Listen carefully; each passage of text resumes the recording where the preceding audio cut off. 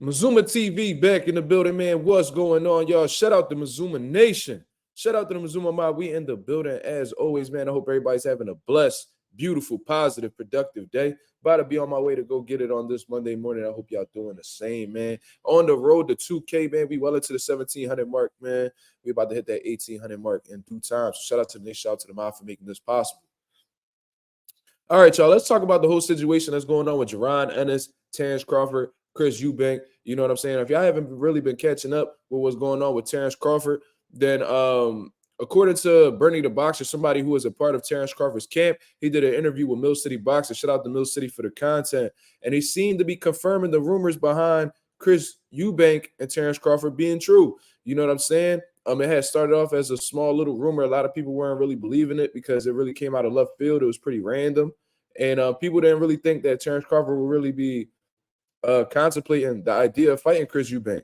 You know what I'm saying? Definitely gave off a lot of head scratches and stuff like that. A lot of people confused because, in all honesty, a lot of people were talking about Terence Crawford possibly facing the winner of Tim Tszyu and Keith Thurman. That was definitely something that I heard more, and it just seemed more realistic. You know what I mean? But I guess Terence Crawford isn't really waiting. He's decided to make a move now. And it seems like the negotiations between Chris Eubank and Terence Crawford is on the up right now. You know what I mean? It sounds like it's extremely relevant, and that might be something that we may be seeing next. Another reason why this may be extremely confusing because as far as I'm concerned, Chris Eubank was training with Bomac, who's infamously the head trainer for Terence Crawford. You know what I mean? Bomac done helped fucking Terence Crawford grow up pretty much, man. He's known Terence Crawford since he was a baby.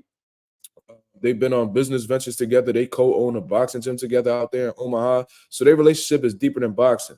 You know what I'm saying? So I believe it's safe to say that Chris Eubank will be exploring or actually getting another trainer if this fight were to happen and stuff like that. But we weren't really thinking about this because, in all honesty, man, Chris Eubank is a solid fighter. You know what I mean? He's a good fighter. He's at 160 pounds, but he's not like a legitimate world champion or anything of that nature. You know what I'm saying? As far as I'm concerned, the middleweight champions happen to be like Carlos Adames, who Terence Crawford has a history with. They've sparred before.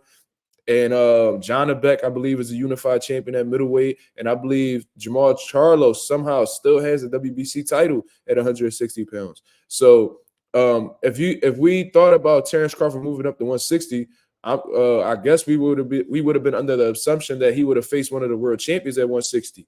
But that's not exactly how things are going right now. As far as I'm concerned, Chris Eubank Jr. had won like a IBO title at 168 at one point in time, but since then, he's lost to George Groves. You know, had gotten stopped by Liam Smith.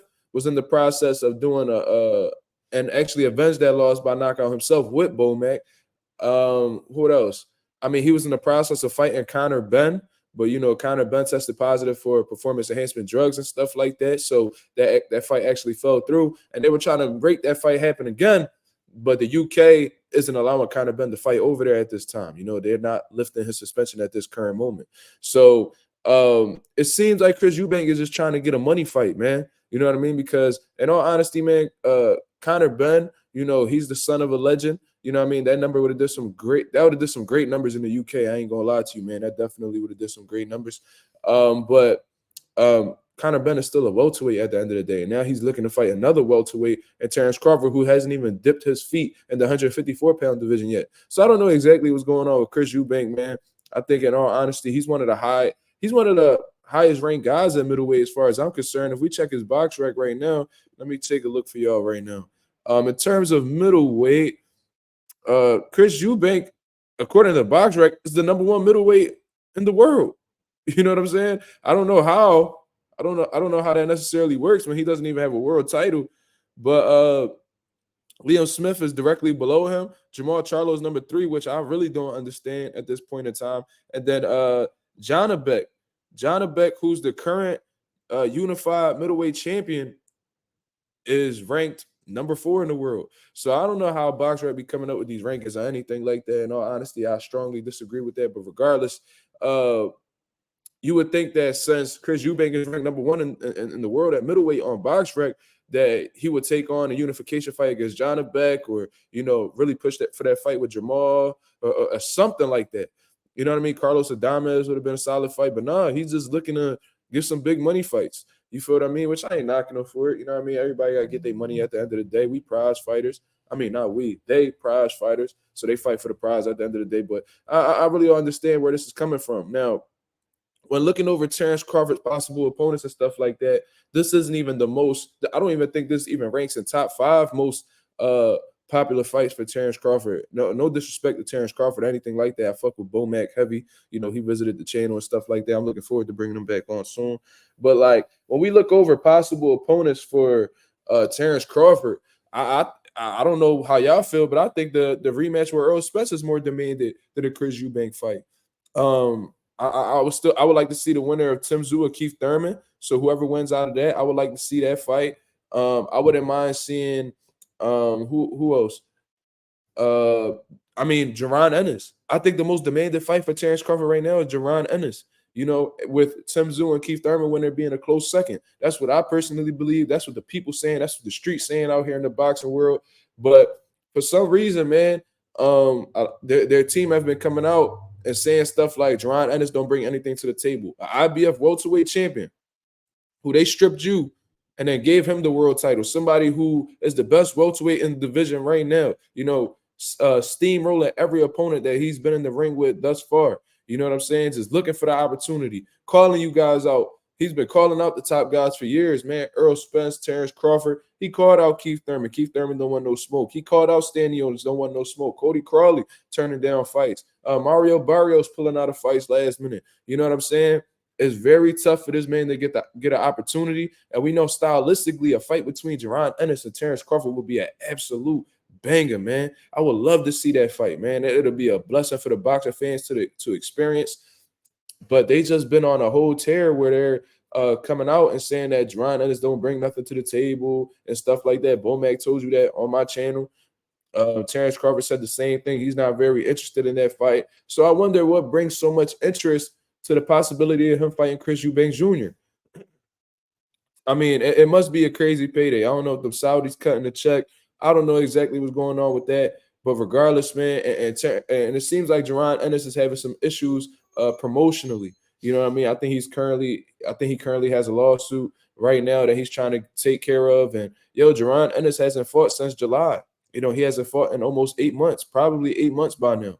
You know what I mean? So I'm used to seeing Jaron Ennis at least more active. So the fact that he's not able to fight, I mean, from what he told me personally at the last time I seen him, he said that he's looking to fight around May or June. So let's see what happens with that, man. Terence Crawford really looking to fight Chris Eubank in the summer, according to Bernie the Boxer, somebody who's close in Terence Crawford's camp. And does this fight make more sense than the Jaron Ennis fight? You know what I'm saying? Is Jaron Ennis' team doing a disservice to him by not offering Terence Crawford a bag? Because now the whole rhetoric that's out here right now is that Jaron Ennis isn't bringing any money to the table, that his team isn't offering Terence Crawford that bag. You know, Jaron Ennis, he got a relationship with Steven Espinoza and stuff like that. I'm sure Steven Espinoza doesn't have a problem, you know, finding money or finding investors to make the big fight happen.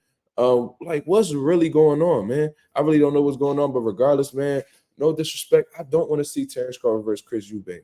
You know, I don't know if that fight does anything for the sport of boxing. I don't know if Terence Crawford's going to get any credit off of that situation, man. But I know that if he were to face Jaron Ennis, it'll be a huge fight for the sport of boxing. I think it'll definitely generate some great numbers. Casual boxing fans might take an interest to this fight, man.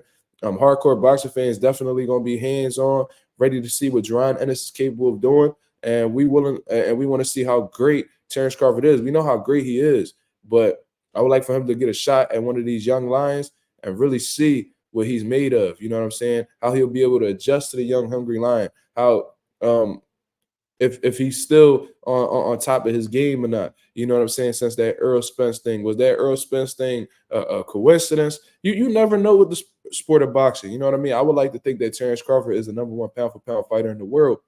But we got a young, hungry lion in Jaron Ennis walking around looking for smoke. So boxing is constantly showing and proving how great you are. So I'm looking forward to seeing that fight, man. Hopefully it can happen. Hopefully I'm just not speaking and these things don't actually come to reality, man. Hopefully these things actually come true. But as of right now, man, it just seems like Terence Crawford is just looking for the money fights. And maybe them guys in the UK, Eddie Hearn, DAZN, somebody came out with a big bag, man. So I guess it just makes more sense financially at this time.